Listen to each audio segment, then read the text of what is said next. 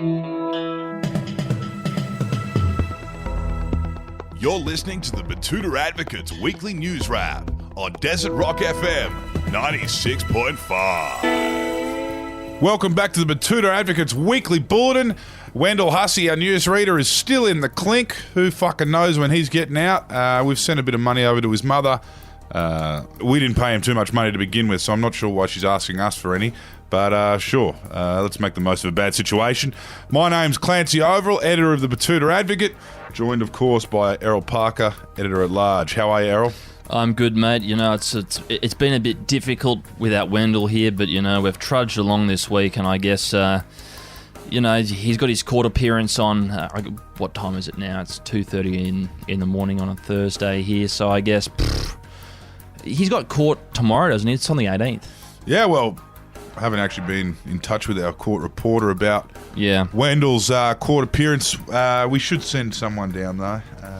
If not, we'll send flowers. He should get bail anyway, but I'll tell you who is not getting bail this week, and it's the poor people of the dirty South. And that's where we're going to start this weekly bulletin. It's a direct quote from Gladys Berejiklian, the New South Wales Premier down there.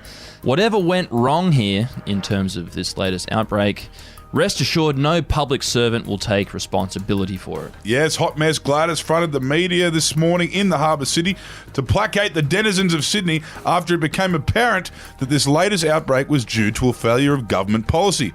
Flanked by a bespectacled breakfast sausage in a suit who claimed to be the health minister and some other long-suffering public health expert, Gladys told the people of New South Wales to relax. That's right. She said, and I quote, "Whatever went wrong here, the people of New South Wales can rest assured that no public servant will take responsibility for their failures or suffer the consequences of their ineptitude.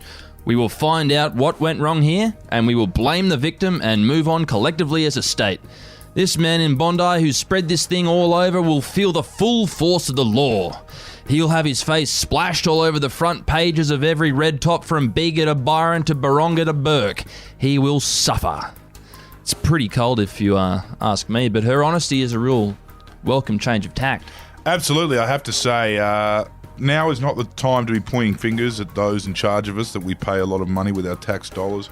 It's actually a time to tee off on the 60-plus-year-old men who work transporting people to and from the airport who haven't received their vaccination yet, despite wanting to. No, it's their fault, and from one finger pointer to another, which brings us to our next story. A bloke in Queanbeyan at the Royal has been arrested by the New South Wales Fixated Persons Unit for saying Barra is a fuckwit. Yes, the New South Wales Fixated Persons Unit have rushed to abuse some human rights in Queanbeyan today after a series of slightly derogatory remarks about the New South Wales national leader, John Barilaro, were made in the Royal Hotel Beer Garden this afternoon by a half-pissed, semi-retired scaffolder named Nathan, also known as Natho to his mates.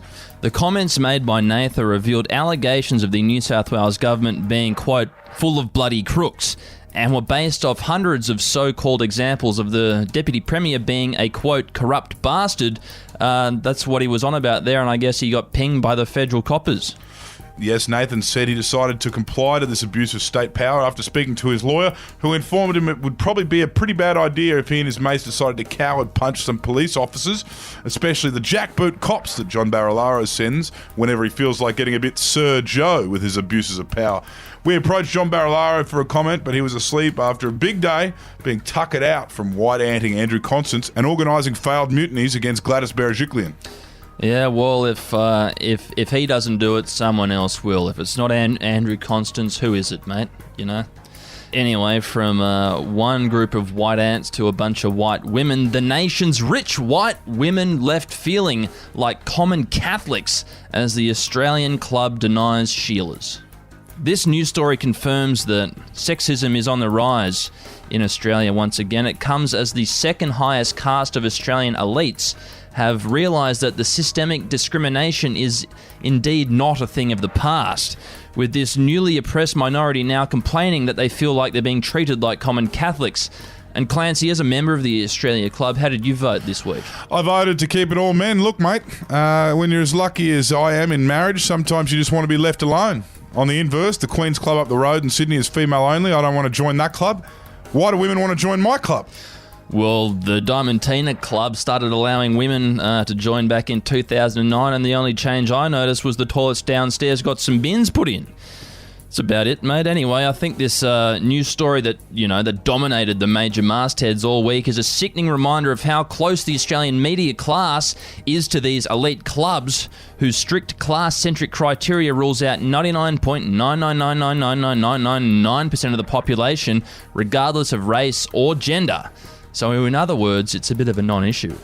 Exactly. But I'm sure we'll see a few more front pages on the 9 Fairfax newspapers as everyone keeps getting text messages from their jaded friends. Yep, and speaking about irrelevant old women, Scott Morrison met the Queen this week and he said, "Holy crap, you look much older in real life. What the heck?" Yes, Australian Prime Minister Scott Morrison has once again gone rogue while travelling internationally without his media advisors in tow.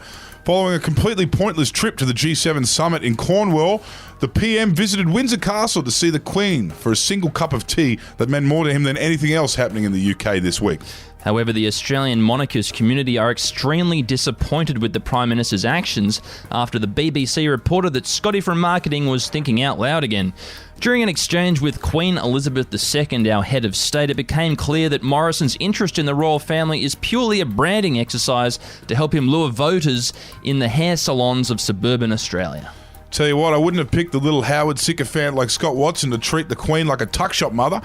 Maybe that's just how people show respect to their elders in Bronte, who knows? I guess we'll never know, Clancy, but we're moving on to our last story, and it's back here in the Diamantina. A local man's Holden Trax has spontaneously combusted after a mechanic says it needs a new transmission. Yes, another Holden Trax has caught fire in Betoota, this one coming just days after a mechanic said it needed a new transmission. Since January, up to a dozen Holden Craptivas and Traxes have been written off due to fire in the Betoota Shire, and police have no idea why or how. Yeah, this latest one being a Trax belonging to Mark and Deb Coleman. Mark told the Advocate that his wife was complaining about the Holden bunny hopping and screaming, so he went for a drive and he could immediately tell something was very wrong. Mark told our reporter, and I quote, "Sorry for the language. It's a real pig of a thing, that Trax." Oh, well, it was anyway. I knew it was bad, so I took it down to the mechanics the other day, and he said, "Mate, it needs a new transmission. This one's fucked. I'm surprised you even made it here." And then I was all like, for fuck's sake, I've already done my ass on one Holden. Now this one is going to fuck me even worse. Fuck me without a kiss. So I took the keys back from the bloke, and he knew what I was going to do, and anyway... Yeah, so then he continued. He said, "Anyway, I was simply driving it down the road this morning and the fucking thing just caught fire. All it took was a pair of tin snips, just made a few little cuts in the fuel line and away she went. Blokes were beeping their horns at me, and luckily a policeman was there and he gave me a pat on the back just as I got out of the flaming cut, and he said, 'Fuck me, that was a close one.' And we both just kind of laughed. And then the cop said, 'Mate, these fucking Holdens are fucked anyway, mate. No wonder they went out of business. And I reckon this must be the 10th or 11th Trax or Captiva I've seen catch fire this year.' And he laughed again, but he fucking knew what was up. Mate, there's a lot of fucking dumb cops, but fuck me, there's some smart ones. Anyway, I rang up the insurance company and they pretty much said, we're waiting for your call about that fucking Trax of yours catching fire, blah, blah, blah, blah. Did you torch the cunt or what? Oh, it just caught fire. Yeah, righto. Well, have the pig towed to the nearest assessment centre and we'll make sure you didn't torch the cunt, because if you did, we'll put the handcuffs on you and flog you half to death with socks full of sand and some dog chain." Yeah, they certainly don't speak the Queen's English in Betoota, do they? Wouldn't seem they do, mate, but that's all we've got time for in this week's Weekly Bulletin. My name is Errol Parker. Have a lovely weekend, everyone, and I'll talk to you on Monday. Hooroo!